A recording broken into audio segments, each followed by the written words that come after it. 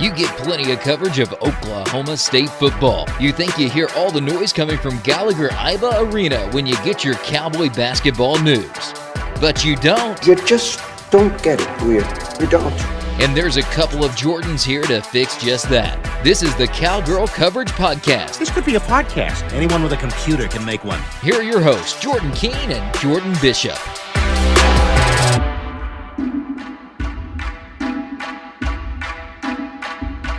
Yes, that's right. Welcome into the Cowgirl Coverage Podcast, and it's a special podcast this time. Kind of a special edition, a one we're just throwing out to him, Jordan. We kind of late notice, and I know you and I had kind of wanted to plan this for a while, ever since we saw the softball schedule come out, and we saw Syracuse on there, and we thought, hey, this would be a good chance to maybe get Vanessa Shippy on the podcast. And although the travel schedules didn't quite work out with our schedules, we were able to have her call in and get her on the phone for a quick interview. Yeah, they'll be down here, and they'll be playing Friday. It's going to be Oklahoma State's first, obviously, home tournament. Syracuse has not had a home tournament, as Vanessa said, because right now it's snowing there. So the weather still has not cooperated with that upstate New York geography yet. But it's really awesome that she's going to be coming back, and it was great that she was able to call in and kind of update us on what she's been doing and just how her life is now as a coach. Yeah, if you have 30 spare minutes, I think it's a really terrific interview, and I would really recommend you sticking around. Jordan, what is one thing they should listen for here in this interview? There's so many great things. It's hard to pick out one. She was always so insightful as a player, and I think she's gotten even more so as a coach, and she kind of shows us just what it's like, making that transition as a player right into a coach, and being such a young coach and having to deal with recruiting and coaching players and things that she didn't quite know what she would have to deal with, like, not being able to practice in the dirt because there's an indoor facility because she's in Syracuse. So, and just having to learn how to kind of handle things differently as a coach. So here you go. Again, if you got 30 spare minutes, I wouldn't skip a minute of this interview. It's really good. So we'll see you on the other side, and we will not really talk much of anything, but we just want to make sure that this interview got out as quickly as it possibly could this week. So I hope you enjoy it, and we'll see you tomorrow. So first, Vanessa, just how's the first year gone so far? The first 13 games. Just what's it like being in the coaching world? It is a lot different coaching than playing. Obviously, everyone's asked me, like, what is it like on the other side? And I honestly didn't think it was going to be too much different, and it's a whole nother world on the other side. And quite honestly, I think I should apologize to Coach G for, like, every little thing that I probably did wrong as a student athlete. It's funny. It's a different world, but I absolutely love it. It's just as competitive as playing, but maybe tenfold, because I'm sitting here trying to think for all 9 players on the field at the same time instead of just myself. But I love it. I absolutely love it. Our girls are great. And I think through the first 13 games, we've learned a lot. We've played a pretty tough schedule up to this point, playing Oklahoma twice, Florida twice, and then undefeated Indiana twice. So we've played some pretty tough games. I think it's been really helpful for our girls to see some good competition early and work out some kinks. And so I'm excited to see what we do going forward. You're obviously a great all-around player. How do you think that has helped you a little bit in the coaching sense, that you can relate to so many positions on a softball field? Yeah, well, thank you for that, by the way. Of course. But I definitely think it's helped. I think that just being able to know kind of what every position can expect in the game has been really helpful, and I think that I can kind of convey that to my team. I can coach the outfield a little bit and coach the infield a little bit, help out the catchers. I still don't know much about pitching, so I'm not a pitching expert on staff for that. But I think it's definitely helped, and I'm glad that I had the experience that I did in college and was able to play those different positions and gain a little bit better of an understanding. What are some of those things as a coach that you had to learn that you didn't really think about whenever you accept the position, that you had to learn really fast that this is what coaches have to deal with day to day?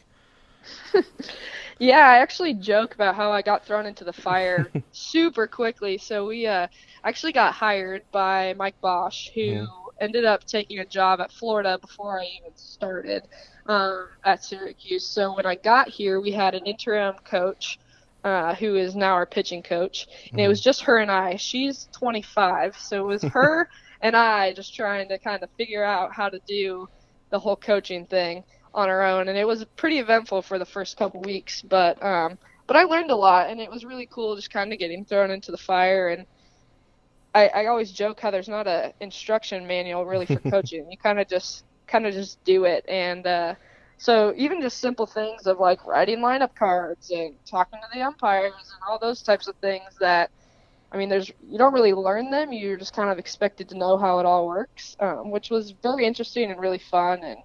And I think I've learned a lot in the first few months of coaching, and I'm very thankful for that. So what all does your job entail? For example, are you the first base coach, or what does that all entail for you? Yeah, so I primarily work with the infield. Our head coach does the outfield. Her and I were both catchers in college, so we kind of split the time working with the catchers as well. And then from an offensive standpoint, her and I kind of both tackle that. Since we have so many hitters, we kind of both tackle that. And I do base running. And then obviously we have a pitching coach on staff who does all of the pitching and bullpens and stuff like that. But on top of that, we actually don't have a director of ops at Syracuse. So I've kind of taken on that role too. We have one manager on staff, and he's a sports analytics major, and he doesn't travel with us. So I feel like I've taken on that role too, with equipment and washing some clothes, and it's kind of funny. And like I said, I've learned a lot, and so I've got a lot of responsibilities, and it's a really big team effort between our coaching staff. And I think that between all of that, it's been really, really great experience for me.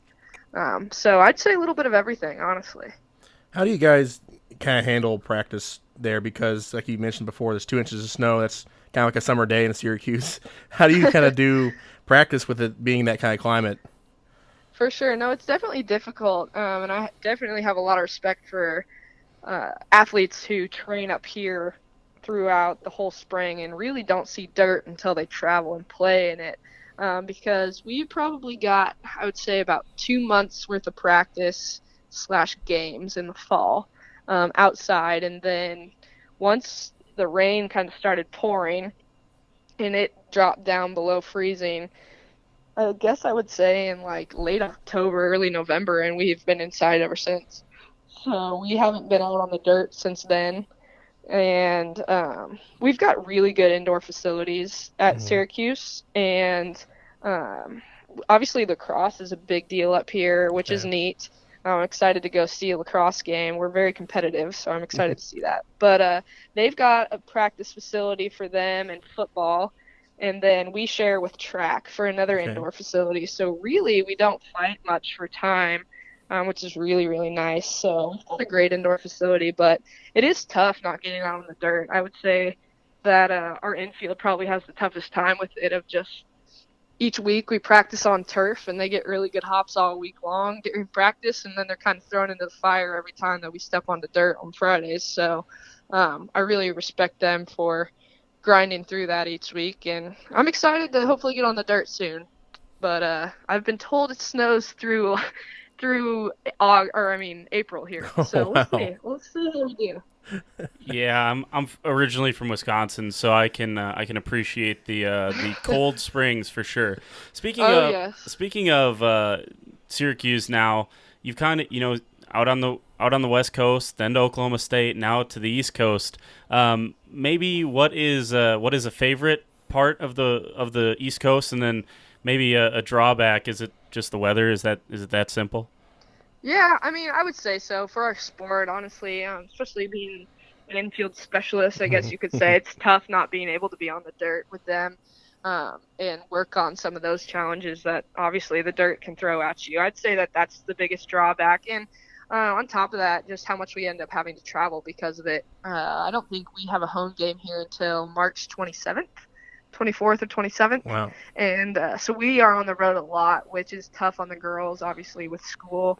tough on us coaches just with how often we're gone. So I'd say that the weather is really the drawback to all of that. And then my favorite thing about it is just everything. There's a lot to do up here. I think Matt and I were really excited when we got here. We were like, oh, we're going to go to Niagara Falls and Boston and New York and Canada. And then we realized that you can't do it all in 1 week. So we were like, well, I guess we'll have to wait for the summer. But it's really cool, this area up here. Neither of us have really ever been to it and explored it. So we went to New York City for Christmas, which was a lot of fun. And we're about 2 hours from Niagara Falls, about 2 hours from Canada, 4 hours from Boston. So we're right near everything, which is really neat.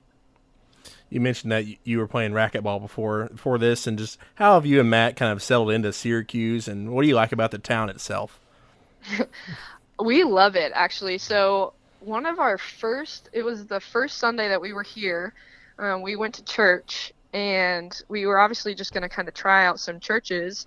And the first one we went to, we found an amazing church family, and they took us in, and we have a really good small group that we go to each week, and that's actually some of the people from there is who we were playing racquetball with. So they've made the transition a lot easier, and kind of had some adopted friends and a friend group and a church family, which has made settling in a lot easier. But our coaching staff made it easy as well. We have a good time. We hang out outside of work, which is great. And Matt found a job super quickly that he absolutely loves, and he works with some great people there too. So I think we've met a lot of really good people, and we met them super quickly, which made it all really easy to transition. Now, obviously a lot of excitement when Oklahoma State fans saw Syracuse on the schedule, especially so early on in the season. Have you thought about what that trip's going to be like, coming back to Stillwater for the first time as a not just as not a softball player, but as a bad guy, as they might say? Yes. Well, I've got a big smile on my face just thinking about it. I'm really excited to get back. I know Matt is extremely excited to get back. He hasn't been back to Stillwater since we left about 2 days after our wedding. So he's pretty excited. I got to sneak back for 1 day over Thanksgiving break, but we're super excited. It was funny following along with the Iowa wrestling match this past weekend, and it just made us miss it even more. Just seeing GIA rocking was super exciting, but no, I'm extremely excited to come back and talk with some of the girls on the team, and just really excited to see them, and have loved following along with them this season and how well that they're doing. But it's going to be weird being on the other side in the other dugout for sure. Speaking of talking to some of the girls, we had Maddie Sue Montgomery on the podcast a couple weeks ago, and she mentioned that she had reached out, or you had reached out to her following her announcement of being on the watch list of a preseason All-American watch list. And she just recently, this past weekend, vaulted into the career leader in RBIs. Was that something you were aware of from this past weekend? And if so, was that another thing you kind of reached out and congratulated her on? Oh yeah, Maddie Sue is a stud athlete, and I have all the alerts on my phone, all the Twitter update alerts coming to my phone. So I knew the second she hit that double, or the home run, she was the new RBIs leader. So super excited for her, and I think I told her before the season to just enjoy it because it goes super, super quick. But that kid plays every game hard and is such a competitor, and I'm super excited for her. She's going to break a ton of records this year. That's just the first. So, I reached out to her to congratulate her. It was actually funny. She reached out to me, I think the day before that, and she was like, Ship, can you watch some of my at-bats? I don't know what I'm doing. I need help. And I was like, I think you're in your own head. And I said, but I'll get back to you in about 2 weeks after we play you, and I'll help you out. And she's like, really? And I was like, nah, I'm just kidding. So I shot her over some things I saw in her swing. But no, it's been funny following along with her and the rest of the girls. I'm super excited for Lynch and Bayless, and I think they're going to have incredible senior years. And obviously they're doing super well, and I'm excited to see where they end up.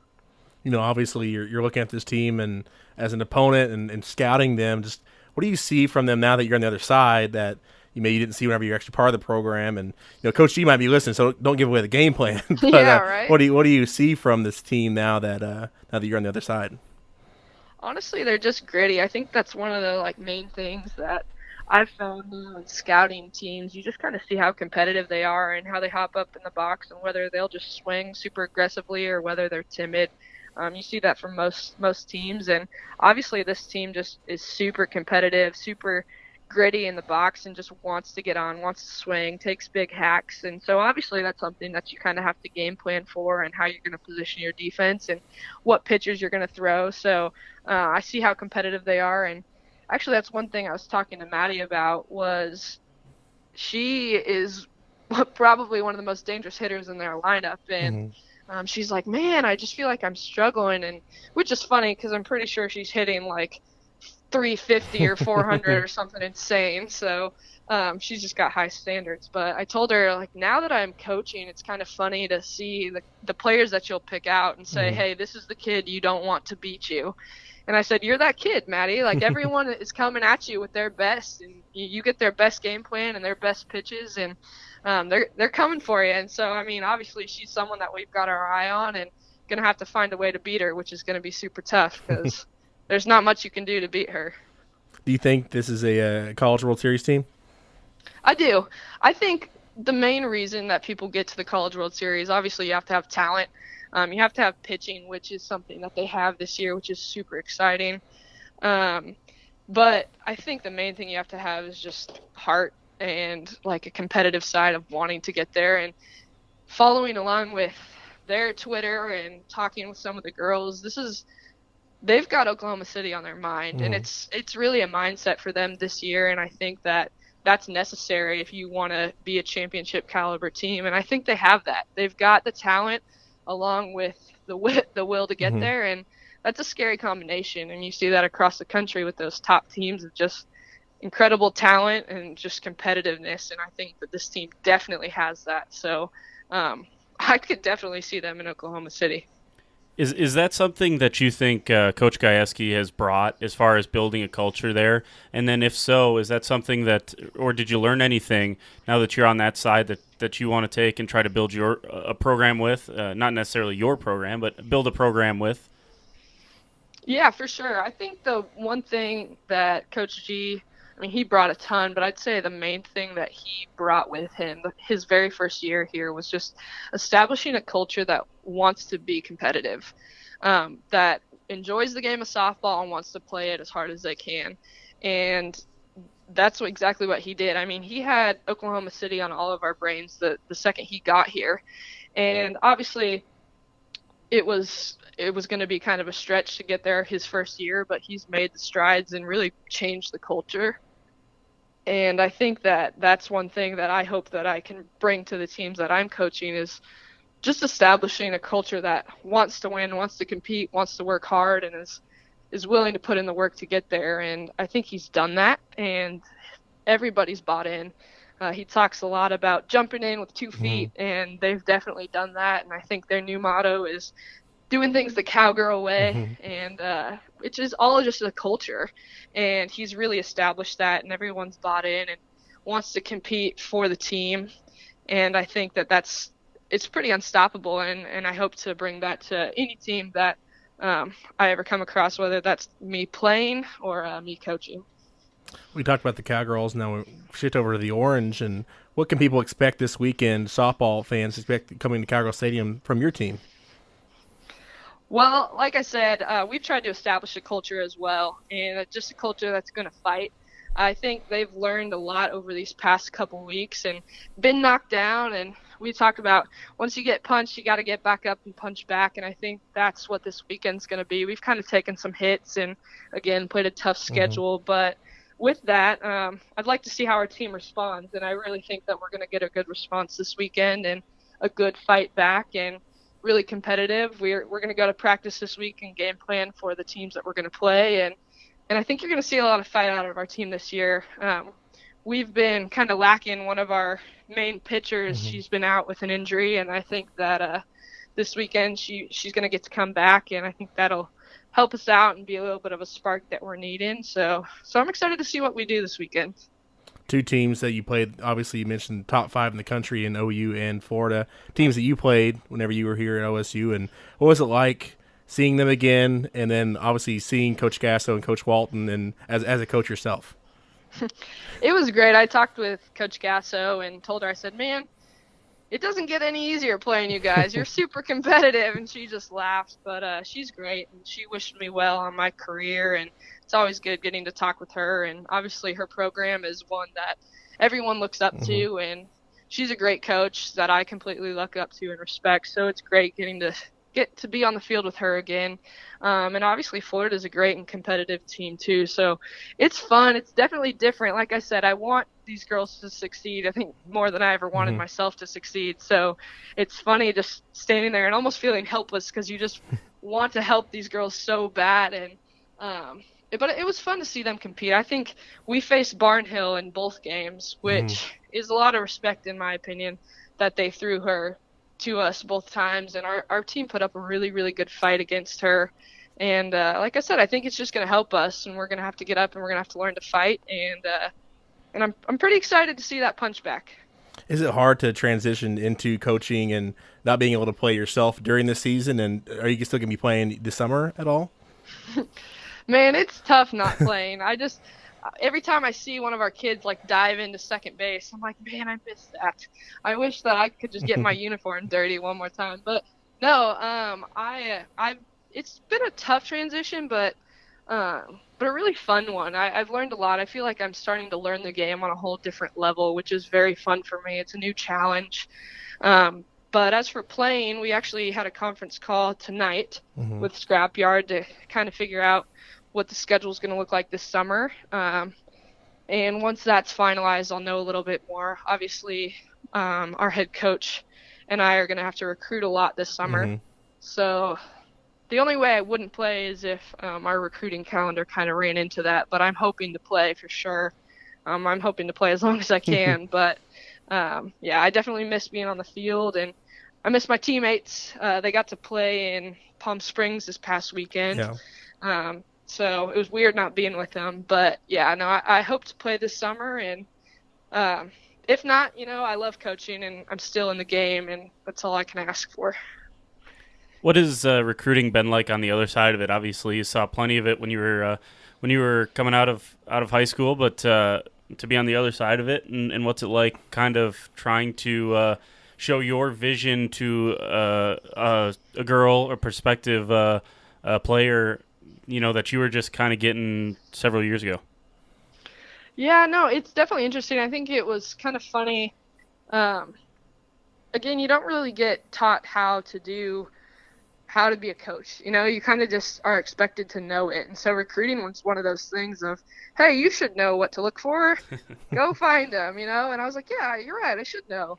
And then you realize you're going and watching 8th graders play softball, and you're like, what should they look like in 8th grade? I don't know. So yeah, I actually went back and found recruiting videos of myself like the first week, and was like, what did I look like in 8th grade? So we have a little bit of a gauge. And man, I was awful in 8th grade. So I was like, you know what? Okay, I know what I'm looking for. But no, it's definitely been interesting. And I think what's helped me a lot is just, like you said, I wasn't in the recruiting process too long ago. So I know what they're feeling. And I think in that I just wanted to feel wanted and understood and had my questions answered. And so I've been doing my best to be completely open and honest with all of our prospective student athletes. And I think we're doing a good job with that. And I think one thing that we've tried to do, any student we've had on campus, was just stress what a day in the life would look like and establish the culture that we're wanting. And if they're kind of being brutally honest of what we're going to expect day in and day out. And I think it's really helped. We've got some commitments from girls that I think fully have an understanding of how tough it's going to be and how much work ethic we're going to expect. It's really helped. I'm pretty excited about some of the recruits that we've got, and I'm really excited for this summer. I think it's going to be a pivotal summer for us to go recruit. How easy is it to connect with not only the players in your team, but also these recruits, because you're not in your 40s, there's no generation gap, you were just a player last year, so how easy is that for you? It's kind of a double-edged sword. I feel like it's very easy to relate to them. which is nice. I understand what they're going through. It's actually kind of funny. Sometimes the kids think they can get away with stuff, and I'm like, hey, I was in your shoes like 2 weeks ago. I pretty much know that you can get your homework done. I know it's possible. I just did it. So it's nice. I definitely am thankful that I can relate to them on a lot of levels, and I think it's kind of helped the communication. There's no gap, like you said, in kind of verbiage. It's all the same. Granted, I feel like I'm getting old every time my kids come in and they're like, hey, and they say something, and I'm like, what does that saying even mean? And they're like, oh, it's the new thing. And I'm like, wow, I am out of the loop nowadays. But the double edge, I would just say, is I'm sure there's a little bit in their mind of like, she's 22 years old and I'm 21, Yeah. But I haven't felt that. And if that's how they feel, they've done a really good job at hiding it, because they all listen and want to learn and ask questions and respect what I'm saying, which is all I can ask for, and I'm very thankful for that. So honestly, I haven't even noticed any issues with my age, only kind of the benefits, I would say, of being able to relate to them and understand what they're going through. So you said you're doing some DOPS kind of stuff. Do you have any old landmarks here in Stillwater you're bringing the team by this weekend or anything?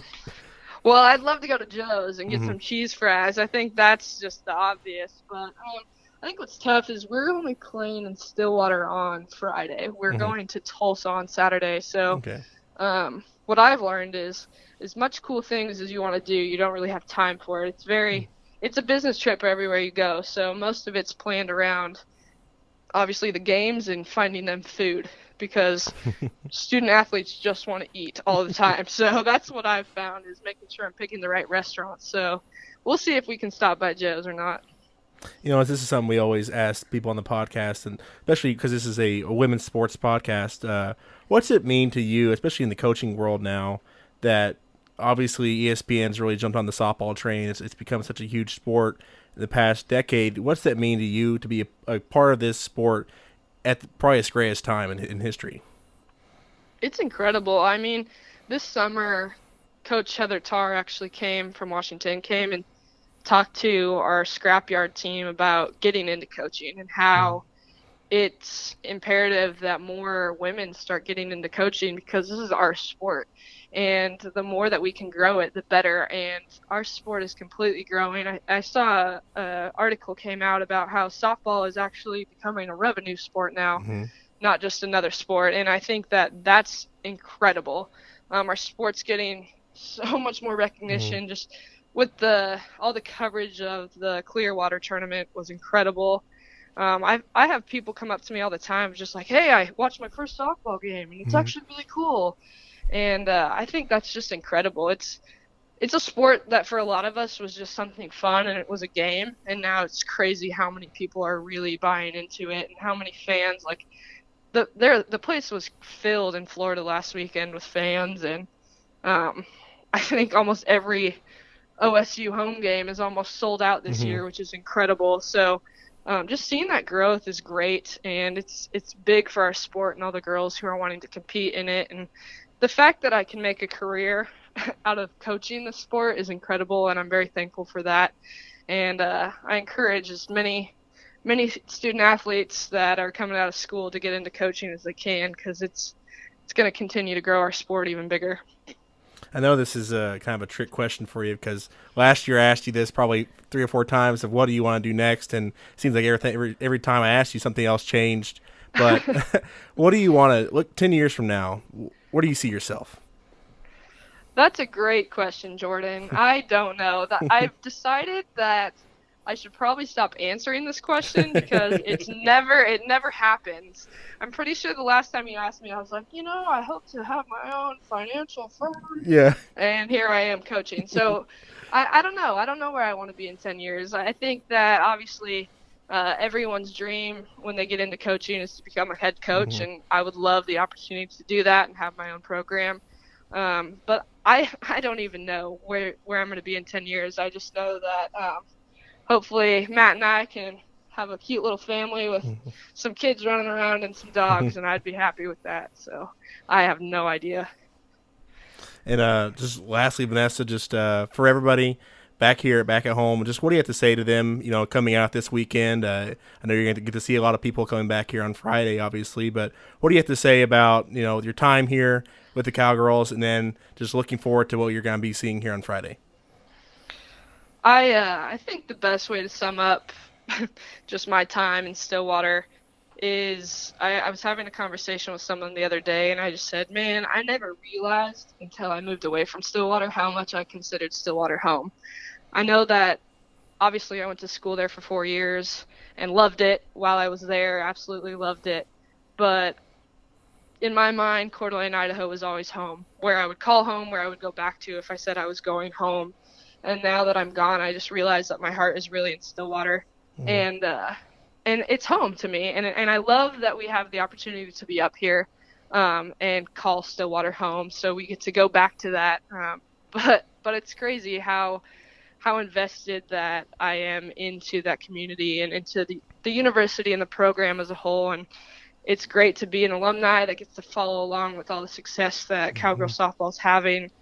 But those 4 years changed my life and are the reason I am where I am today, the reason I get to sit in my house with Matt and coach softball for a living. Like, it's completely changed my life, and I'm so thankful for all the years that I spent there, and I can't wait to come back. Some of my best friends are there that I haven't seen since August, and I can't wait to do that and see the coaching staff and just kind of get my little fix of Stillwater, little fix of home for a little bit. So Matt's coming with me too, and we're both extremely excited to see everyone and hope that everyone comes out to the games, even though it's supposed to be extremely cold all weekend. But I can't wait. I'm so excited, and I don't even know what it's going to be like to leave again. It's like, oh, I'm leaving home again, but it's going to be great to get a little fix of it. All right, I think that's all we got. Jordan, you got anything else? No, yeah, just thanks so much for taking out a few minutes and joining us. Of course. Well, thanks for the call, and hope you guys have a good evening. Mm-hmm. And give me a call anytime. I love chatting about Cowgirl softball. So. Oh, definitely. I wish I could see you this weekend. I'll probably be in Oklahoma City for state basketball, so that's sadly. Bummer. But I know. It's just I gotta be everywhere at once. Softball is better, right? I know. I wish I could be there, but I'm sure that as long as you're there, we'll probably get some schedules in Syracuse for the next couple of years. So I'll probably see you then. Yeah, okay. We'll try and make it a regular thing here. I'll talk with Shannon about it. Okay. We appreciate it, Vanessa. Right. Thank you, guys. Have a good night. All right, you too.